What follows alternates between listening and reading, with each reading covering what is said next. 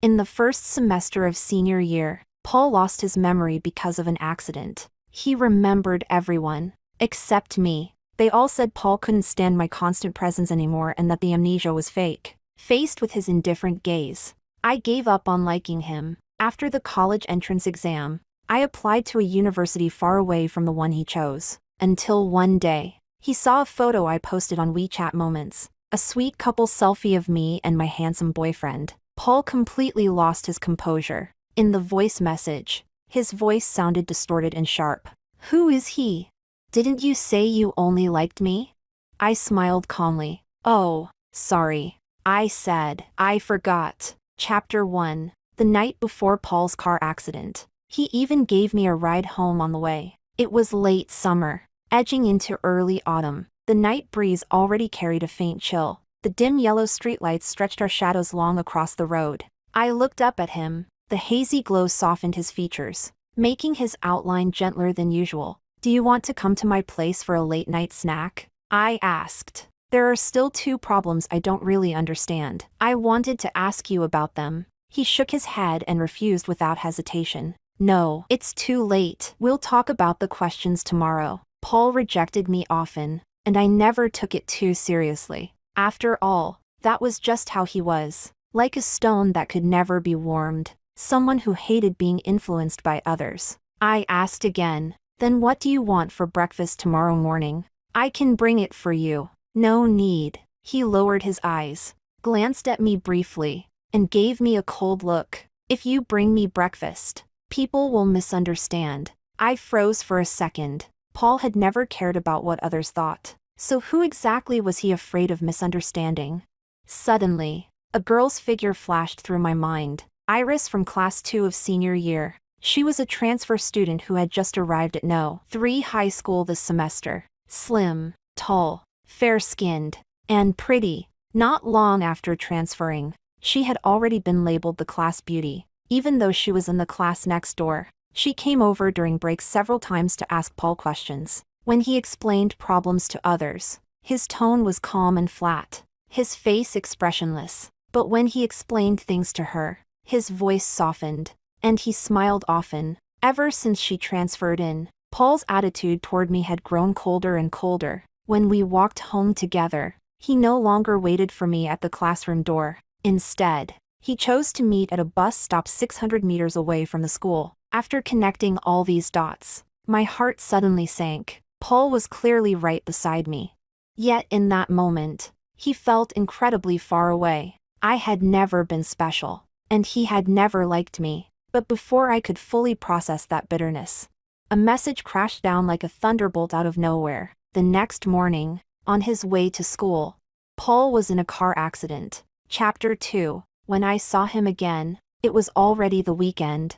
I brought along a week's worth of test papers and notes to visit him. Paul's mother told me he was staying in a VIP private room at the municipal hospital. When I arrived, Auntie and Uncle were both gone. Only a caretaker was there looking after him. Seeing that I had come to see Paul, the caretaker stepped out. Just as I was about to ask how his recovery was going, he spoke first. "Who are you? Why are you here to see me?" His tone was cold, his eyes completely still, as if I were a stranger who had suddenly barged in. Faced with his guarded, indifferent gaze, my mind went blank for a moment. I'm Lily. "Paul, are you joking with me?" Paul was sitting half reclined on the hospital bed. Sunlight streamed in through the window, falling on his slightly pale face. He looked at me calmly, a hint of impatience in his expression. "I'm not joking. I don't know you. Please leave." He didn't take the test papers or the notebook from my hands. That week, the teacher had gone over several classic problem types. I was someone who usually never took notes, but so Paul wouldn't fall behind, I copied down every single step the teacher explained, page after page, densely packed. I had filled almost half a notebook. Paul and I were both in class 1, the school's top accelerated class. The students there learned quickly, and the teachers taught at a fast pace. To keep up, my hand had barely stopped moving the entire week. My desk mate joked, "Your hand's moving so fast it's leaving after images." Did the notebook offend you or something? Whether the notebook offended me or not, I didn't know, But I really was at my limit. Under Paul's near-dismissive gaze, my mind was completely empty. In the end, I could only take my notebook and leave the hospital. I felt both powerless and lonely. Had he really lost his memory? How could he be this cold to me after just 1 week apart? I tightened my grip on my phone. That week, Paul had posted a brief message in the class group chat, telling everyone he was safe, but he hadn't sent me a single message. Our chat history was frozen 10 days ago. The timestamp reduced to a specific date, long since fallen silent. During the half-month he was on leave, I lived in a daze, my thoughts a tangled mess. Food tasted like nothing, and I couldn't focus on studying. Yet when he fully recovered and returned to class, Iris from the neighboring class went to see him. By the corridor window, the girl's fair, pretty face was full of concern. "Are you fully recovered? Did you fall behind during these 2 weeks?" The window was slightly open, and I happened to be sitting right beside it. Her voice was pleasant and especially clear. The corners of Paul's thin lips lifted into a gentle smile. "Yeah, I'm all better, starting today. You can keep asking me about the problems you don't understand." In that instant, my mind went completely blank. He didn't remember me, but he remembered her. His attitude toward her was still as gentle as ever. The accident hadn't changed anything at all. It was as if he had only forgotten me. Or as if the memory loss were nothing more than a lie made up to push me away. That day seemed to crawl by at an unbearable pace. When the teacher called on me, I snapped back to reality and, staring at the problem on the blackboard, answered C out of reflex. The English teacher frowned. "Lily, you seem distracted a lot lately. This is senior year. Don't let irrelevant things interfere with your studies. Get yourself together." After class, my desk mate dropped his usual playful attitude and asked what was wrong. "Ever since Paul's accident, you've been acting strange." "He's fine now, so why do you still look so out of it?" I shook my head and stubbornly replied, "It has nothing to do with him." After evening self-study, I waited until Paul finished packing up and left the classroom a step ahead of him. I planned to go to the bus stop we used to meet at and wait for him. That night, the wind was especially strong. I waited for more than 10 minutes. When I was shivering from the cold, the last bus of the night pulled up in front of me. I hesitated for 2 seconds, asking myself whether I should keep waiting. My body answered for me. I stepped onto the bus, my heartbeat suddenly seeming to slow. Outside the window, streetlights swept past one by one. The road I used to walk home with him now had only me left on it. Suddenly, a thought rose in my mind. I didn't want to like Paul anymore. Chapter 3. After I got home, my phone wouldn't stop buzzing. In the class group chat without the homeroom teacher, everyone was talking. The topic revolved around Paul. I saw the top student walking home with Iris, the class beauty from next door, after school just now. "What's going on?" "Yeah, didn't Paul always walk home with Lily before?" I thought it was strange too. Paul and Lily used to discuss problems every day. Why didn't they even say a word today? Messages popped up one after another. They weighed heavily on my chest. Suddenly, a priority notification appeared. Paul replied in the class group chat. "After the accident, I forgot some things. Was I very close with Lily before?" The group chat fell silent. I stared at the messages on my screen. Like a thorn lodged painfully in my eyes. After a full 5 minutes, others finally began replying. "Huh? What do you mean? Paul, are you saying you have amnesia? You don't remember us either?" "I just want to ask, do you still remember the high school material? But we saw you chatting and laughing with Iris today. You at least remember her, right?" Everyone talked over one another, the group chat buzzing with activity. They were way too energetic for a bunch of seniors who had just finished evening self-study. Paul replied, "I remember most people. I just don't really remember anything related to Lily. The doctor said it might gradually recover." I didn't say a word the entire time. The hand holding my phone trembled slightly. He admitted it himself. He had forgotten only me. I had just convinced myself that I wouldn't like him anymore. Yet I was still inevitably affected by everything he said and did. We had been classmates since middle school. Our homes were in the same neighborhood, and our route to school overlapped. So we often walked together. Over time, we naturally grew closer. We couldn't really be called childhood sweethearts. But we were definitely closer than ordinary friends. To get into the same high school as him, to end up in the same class, someone who never stuck to anything for more than 3 minutes, forced my wandering mind into discipline and turned myself into an exceptionally self-controlled model student. I looked up to him, and in that quiet space, my crush took root and slowly grew. But before that newly sprouted feeling ever had a chance to see the light of day, Paul crushed it with his own hands. I put my phone down in disappointment, pulled out the unfinished math test paper, and began working through the problems. Gradually, my heart calmed down. I went to bed very late that night. But for the first time in days, the heaviness in my mood was gone. Ever since I was little, my parents had taught me to know when to hold on and when to let go. It was just Paul. My life didn't need him that much anyway. Chapter 4. Ever since that conversation in the class group chat, a rumor started circulating in our class. People privately speculated that Paul hadn't lost his memory at all, and that he certainly hadn't forgotten me. He was just tired of my closeness and constant presence, and was pretending. I actually thought the same. After all, how could amnesia be so precise? Forgetting only one person? It was obvious he wanted to draw a clear line between us, so Iris from the neighboring class wouldn't misunderstand. I chose to let myself off the hook, and grant him his carefully calculated wish. I learned to stop paying attention to anything about him. I no longer brought him breakfast, or invited him out for late-night snacks. After school, I packed up quickly, and no longer foolishly detoured to the bus stop to wait for him. If I didn't understand a problem, I asked other classmates or the teachers. Class 1 was full of top students. The people in front of me, behind me, to my left and right all had good grades. It wasn't like I had to ask him.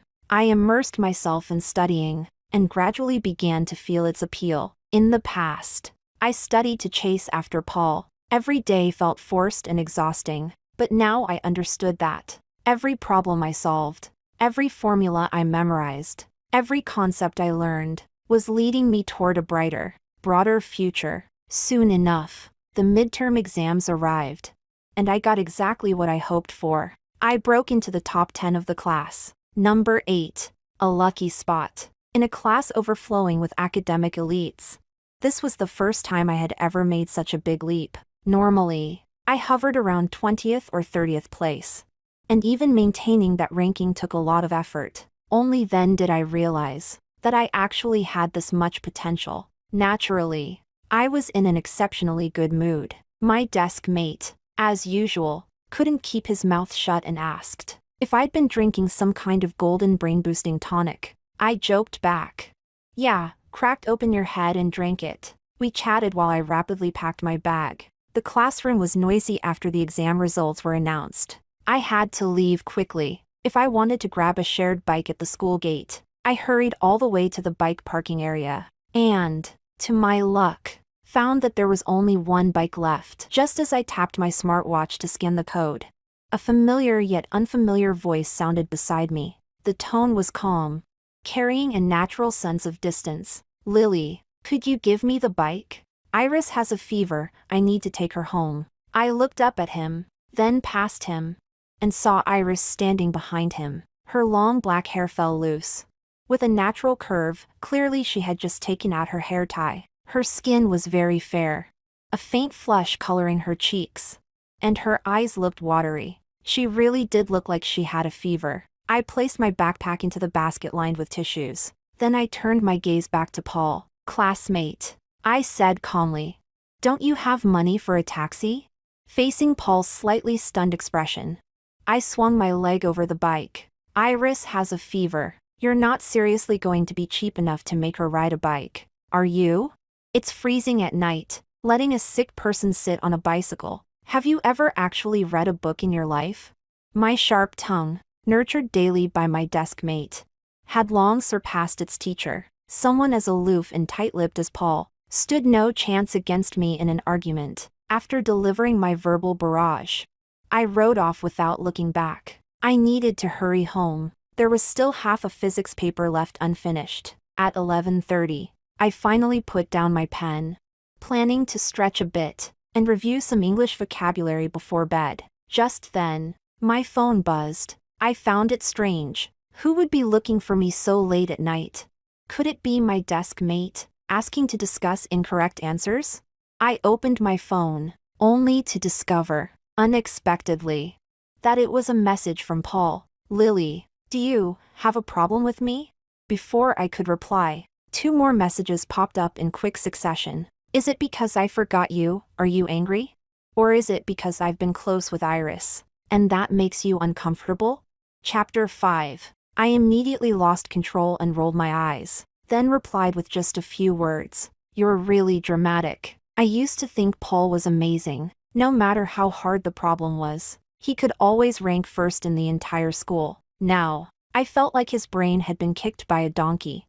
His way of thinking completely beyond normal comprehension. I set his chat to do not disturb, and then focused wholeheartedly on memorizing vocabulary. Before midnight, I went to bed on time, and didn't open Paul's chat window again. At that moment, I suddenly understood. Letting go of someone is exactly the process of stripping away the illusion around them. As the filter faded, I increasingly felt that he was actually nothing special. During the break the next day, I used the 10 minutes between classes to rest my eyes. I was lying on my desk, half asleep, when someone knocked on my desktop. Because my ear was close, I jolted awake, and clearly saw who was standing in front of me. It was Paul. He stood against the light, making it hard to read any emotion on his face. Being interrupted while resting, my tone wasn't very friendly. What is it?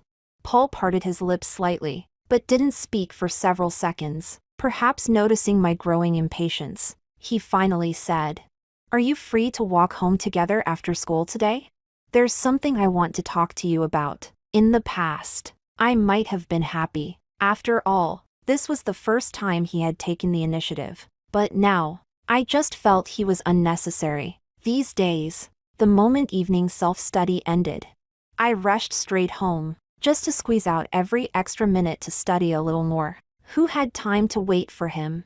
I glanced at my empty wrist, pretending to check the time, and brushed him off casually. I'm kind of busy. I can't walk together tonight. Okay? Okay. Before Paul could react, my desk mate suddenly cut in. Lily, lunch together? I thought about it. It was Wednesday, and the cafeteria was serving my favorite dish, stir-fried pork with chili peppers. I agreed immediately. Sure, you'd better walk fast after 4th period. The 2 of us started chatting like no one else existed, making Paul, who was still standing at my desk, look utterly out of place. He seemed to hesitate several times, wanting to speak but never finding an opening. Noticing classmates repeatedly glancing over, he probably couldn't take it anymore and quietly left. After he was gone, my desk mate lowered his voice. Lily, weren't you 2 really good friends before? What happened?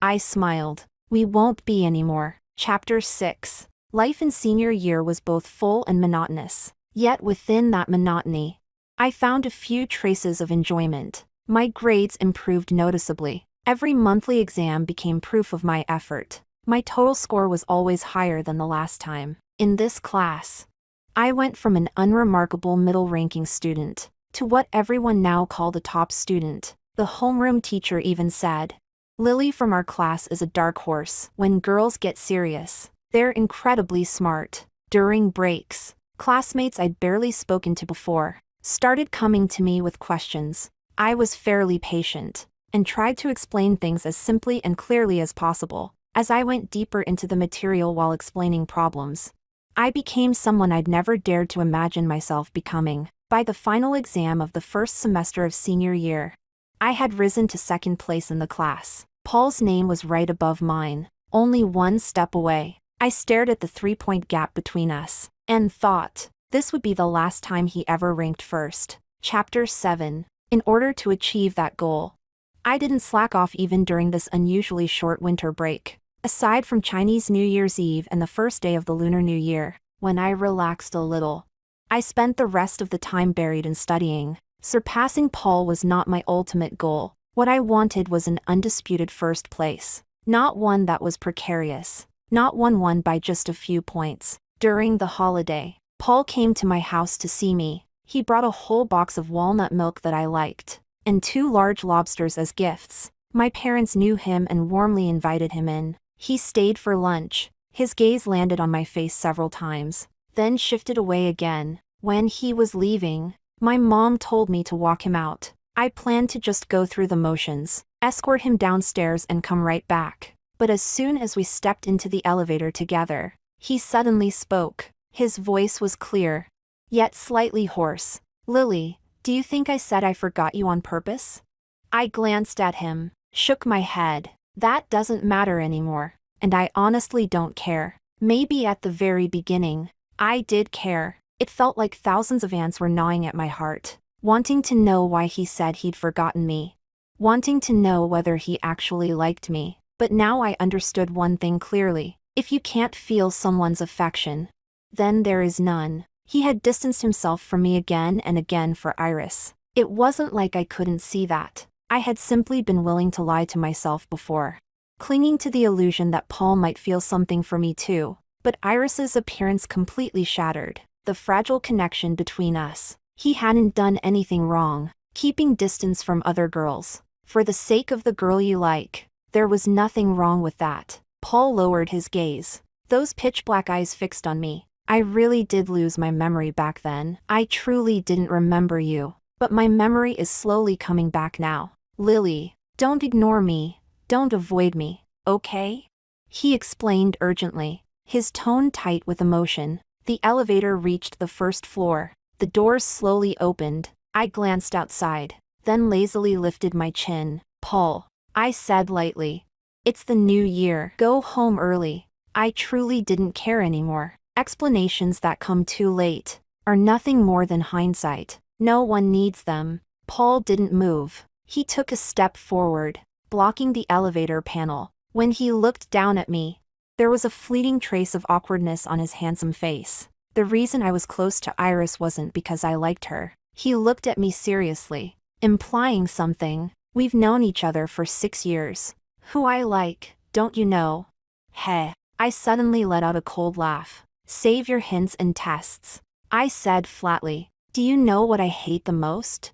All this roundabout, ambiguous nonsense." Thinking back carefully now, it was precisely because of his hot and cold attitude, and these half-spoken, misleading words, that I had sunk deeper and deeper. I thought I was important. I thought being proactive would lead somewhere. But now, it finally dawned on me. He only couldn't stand the fact that this fish had slipped off the hook. He wanted me to bite again, to fall back under his control. That day, he was a little disappointed. In the end, he left in silence. My holiday returned to calm once more, filled to the brim with effort. And finally, the first exam of the new semester, first place in the class, was me. Chapter 8. When the report cards were handed out, the entire classroom was unusually quiet. Yet I could still feel the subtle, probing glances coming from all directions. Class 1 of senior year was already the best class in the school.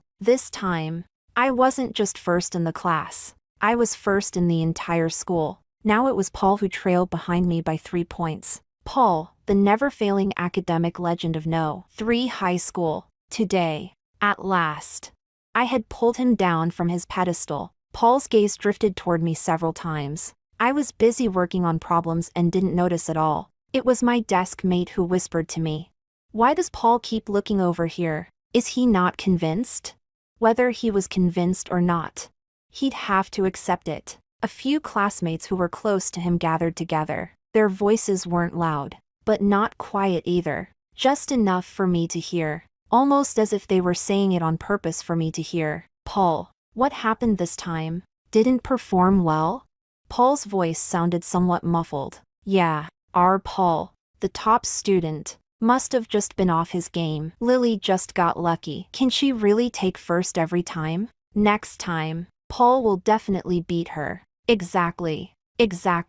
But others spoke up to refute them. "Lily's improvement has been steady. She never slips back. And when people ask her questions, she explains patiently and never holds anything back. Who'll have the last laugh? It's really hard to say." Yeah, Paul's total score was actually 2 points higher than last time, right? So what? Lily still overtook him. If you're unhappy about it, just swallow it. During this period, my popularity had improved quite a bit. It seemed that ever since I distanced myself from Paul, everything I did went smoothly, effortlessly. In every mock exam, no matter how difficult the questions were, I sat firmly in first place. At first, I was 3 points ahead of him, then 5, 7, 10. Gradually, I grew to a height he could no longer easily surpass. Being overtaken by the girl who used to trail behind him, his mindset seemed to collapse. He grew more and more silent,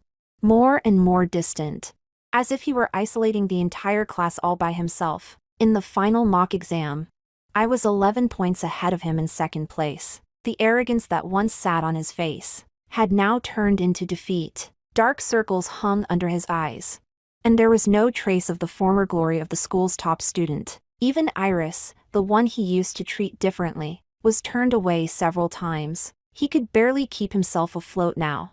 Unable to catch up, how could he still have the patience to explain problems to others? I once thought Paul was an insurmountable mountain, that simply admiring him from afar was happiness enough. But once I crossed over it, I realized it was nothing special at all. Chapter 9. I had challenged even the hardest questions so naturally. I wasn't afraid of the college entrance exam. After finishing each subject, I could roughly estimate my score. Once all the exams were over, I knew things were basically settled. The first major challenge of my life temporarily came to an end. During the waiting period for the results, I didn't waste any time either. I learned how to dress better, took skincare seriously, and put effort into my appearance. Happy and fulfilled, when the scores were released, the result was 2 points higher than I had estimated. The school even put up a banner and posted my photo. Paul, on the other hand, slipped quite a bit. Photos were displayed for the top 3, but unfortunately, he ranked 4th. The day I returned to school, at a stairwell corner, Paul stopped me. He was wearing a white t-shirt and black shorts. His slightly long hair had been cut. The dejection from before was gone, and he looked refreshed. He was good-looking to begin with. He didn't need much change at all to stand out. He stopped in front of me, his clear eyes shining with expectation. Lily, we once agreed to go to the same city. Does that still count? When had that been? I had almost forgotten. Time really is a wonderful thing. It turns out that forgetting a relationship only takes a short year. I raised my head and met his gaze seriously. Let's not count it anymore. My goal was far from the university he wanted, and I was no longer the Lily who would disregard herself for his sake. Living for myself felt great. Why should I compromise for someone else?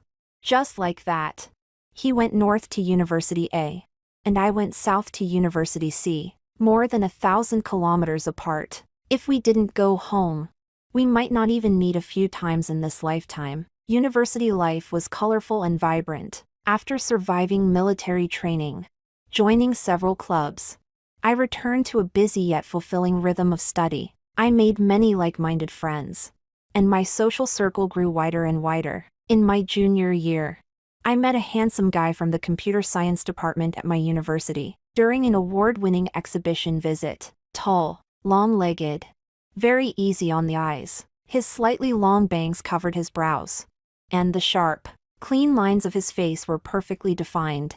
Not an ounce of excess flesh. I lifted my gaze from the brochure in my hands, as if drawn by some kind of force. My eyes landed on him. At that moment, I thought, if only I had his contact information, even if we didn't become friends. Having him on my WeChat feed would still be pleasing to look at. He seemed sensitive to being watched. With a single glance up, he locked onto me in the crowd. Then the corner of his lips lifted slightly, softening the natural coolness of his face. As if possessed, I walked toward him. The crowd surged around us. Yet he didn't move a single step, as though fate had placed him there, waiting for me to add him as a contact. What I didn't expect was that, before I could speak, he spoke first. Are you interested in our team's competition project? His voice was genuinely pleasant, clear and magnetic. with a grainy quality like fine salt mixed in. Memorable after just one listen. I glanced at the robot behind him, flailing its arms wildly. Unclear whether it was dancing or shaking. I nodded lightly. He smiled at me again, and naturally began introducing the robot behind him. Its name is Xiaohua. It's equipped with a module that can perceive fluctuations in human emotions. It can identify your emotional state from your tone of voice, and then analyze and respond accordingly. He didn't use much technical jargon, and explained everything very thoroughly. Even a complete outsider like me could understand. I sneaked a glance at the badge hanging from his neck. His name drifted into my view. Ambrose. Chapter 10. This was a name I was very familiar with, even though I was a Chinese literature major. I often heard people mention him. A junior in the computer science department. Carefully selected as the department heartthrob. A regular feature on University C's confession wall. When my roommate first said he was ridiculously handsome, I hadn't believed it. Now that the name matched the face, I had to admit, campus heartthrob was actually underselling it. I listened carefully to his explanation, and asked a few more questions. Ambrose answered each one patiently. Eventually, I truly ran out of things to ask. With no more cover, the dagger finally appeared. I revealed my real intention. Ambrose, your explanation was really good. Super easy to understand. Would it be convenient to exchange contact information? He froze for a second, his lips pressed together slightly, as if he felt a bit awkward. I immediately thought, someone this handsome must already have a girlfriend. Asking so abruptly really was inappropriate, so I quickly added, it's fine if it's not convenient. Your explanation was great, thank you. Just as I was about to turn and leave, he suddenly spoke. You don't remember? We already have each other on WeChat. I was confused. How did I not know that my Moments feed had gained such a handsome guy? Meeting my blank stare, the upward curve of Ambrose's lips slowly flattened. His brows knit slightly. You really forgot? Was I supposed to remember? Could it be that I, like Paul, had selective amnesia? During freshman military training, he said, I went to a convenience store to buy water. Unluckily, my phone died and shut down. You were right behind me and paid for me as well. You told me your WeChat ID. I memorized it, added you later, and transferred the money back. Once he said that, I remembered. It had been unbearably hot that day. I was only focused on buying water to cool off, and hadn't paid attention at all to what the other person looked like. Unfortunately, I had added too many contacts. Friends I knew, classmates from different courses. Some weren't even labeled. And people kept changing their nicknames. I had long since lost track of which account was his. So, under his expectant gaze, I asked an extremely awkward question. Which one are you? Ambrose choked for a moment, then sighed helplessly. He took out his phone and tapped a few times. The next second, I received a new message. X. Please set my note as Ambrose. Just a few words. Yet oddly cute, such a contrast. I set his contact note as poker-faced cutie, 185 centimeters handsome guy. Ambrose. Thanks to his height advantage. He clearly saw the note. He hesitated, then finally spoke. My actual height is 183 centimeters. Lily, you wrote it too tall. Ambrose accompanied me on another round of the exhibition, with a handsome guy by my side. I was in a pretty good mood. Just as I was about to leave, my phone rang. Paul's name appeared on the screen. I stayed silent for 2 seconds, then hung up. He called again. After I answered, his voice sounded slightly distorted. Lily, it's been almost 4 years. Can you forgive me?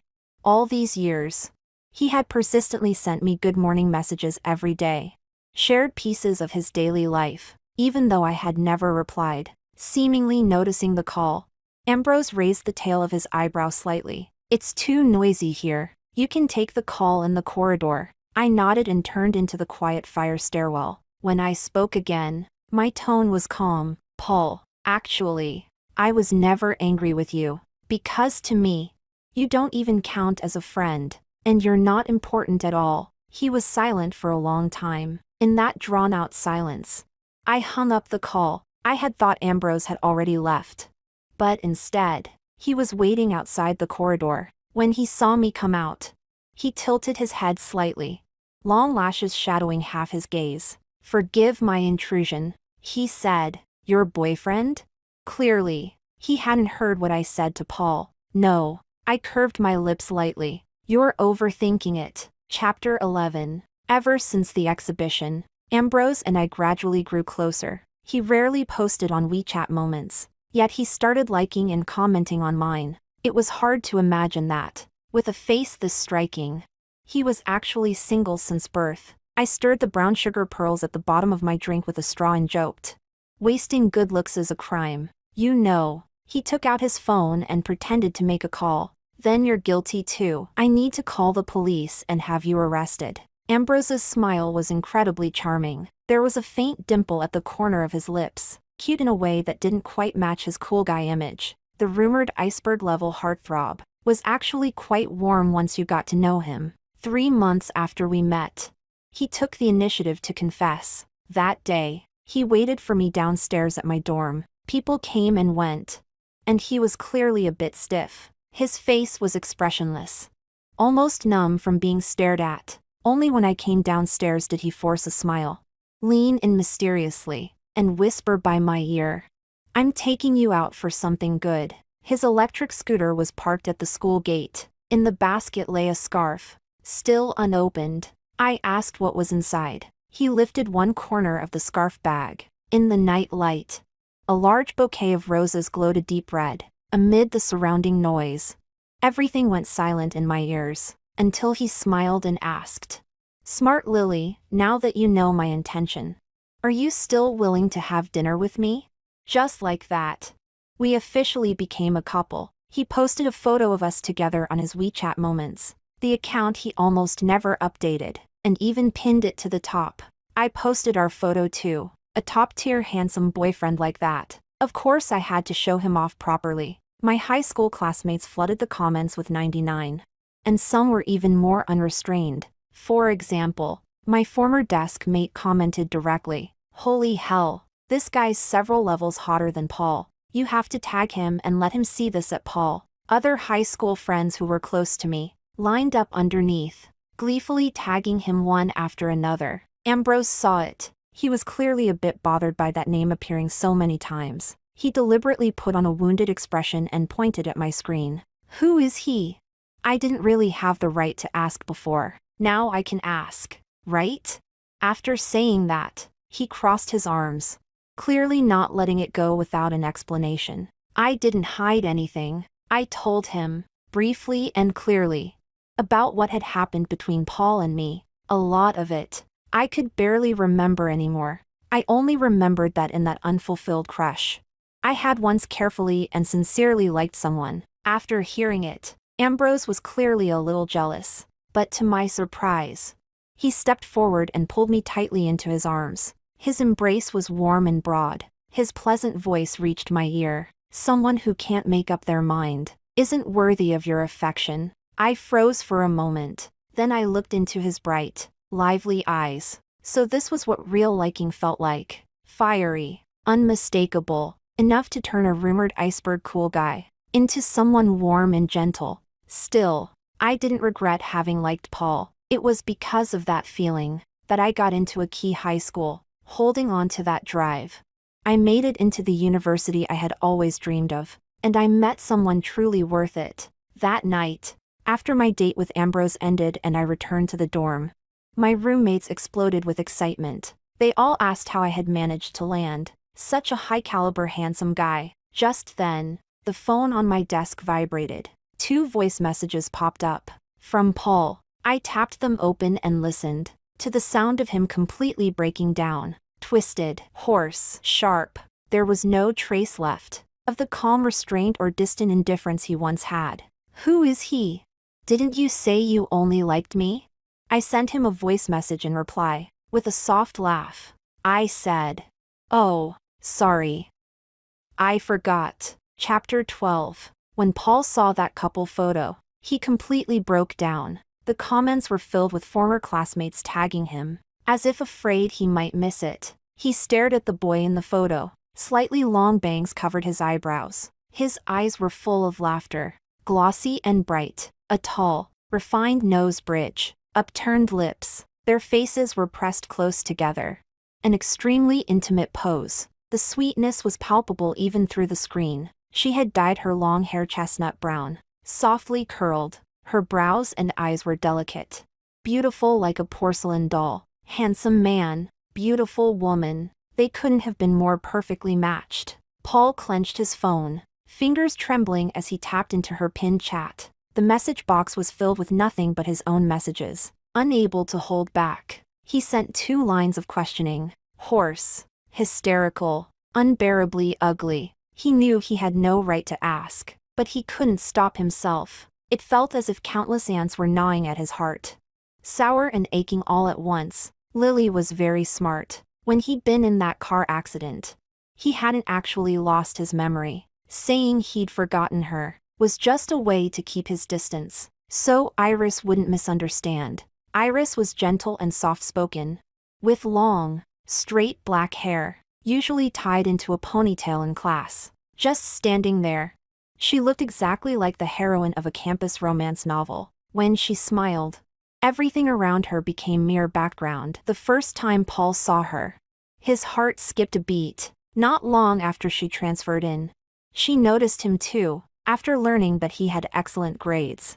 She boldly came to class 1 to ask him questions. He remembered the fresh scent of jasmine on her, like a floral rain after early summer. His gaze was unconsciously drawn to her. One afternoon during the first semester of senior year, after she finished asking her usual physics questions, she looked up at him before leaving. Her clear eyes seemed able to see straight through his thoughts. "What's your relationship with Lily?" she asked. Her smile was harmless and beautiful. "I can tell, you seem to like her." Paul froze and instinctively denied it. "No." Iris tilted her head slightly. "Paul, are you always this stubborn with your words?"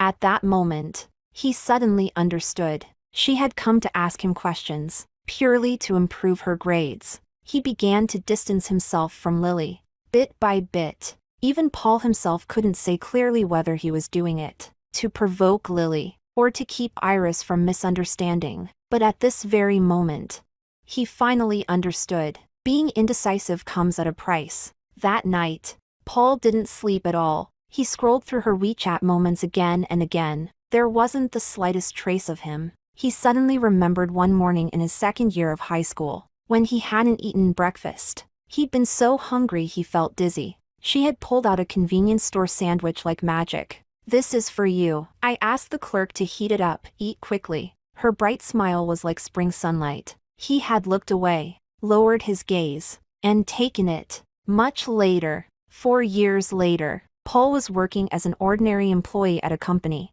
and had never been in a relationship. Meanwhile, news spread that Lily was getting married to that handsome guy. Only after asking around did Paul learn that they would also be holding a wedding banquet in their hometown. Many classmates received their digital wedding invitations. Only Paul, no matter how long he waited, received nothing. He struggled to type out a few words. "Am I not getting an invitation?" More than 10 minutes passed before a reply came. "She's busy. She was worried you might overthink things, so she didn't invite you. But I've changed my mind now. I think you'd want to see her happy too." Without realizing it, Paul was in tears. Love that hesitates too long costs you the person who once offered their heart with both hands. There are countless faces in this world. Most are forgotten in the blink of an eye. But Lily, he could never forget her. On the day of her wedding, he bought the earliest flight at dawn and rushed over, sitting among the guests. Her white wedding dress made her look sacred and beautiful. He didn't give a cash gift in person. Instead, he sent a transfer. That didn't require confirmation of receipt. 131,400 yuan, his entire year's savings. In the note, he wrote only a few words. "Happy marriage, a voluntary gift." When the ceremony ended, Paul finally woke up. He walked out the door and stepped into a life without her.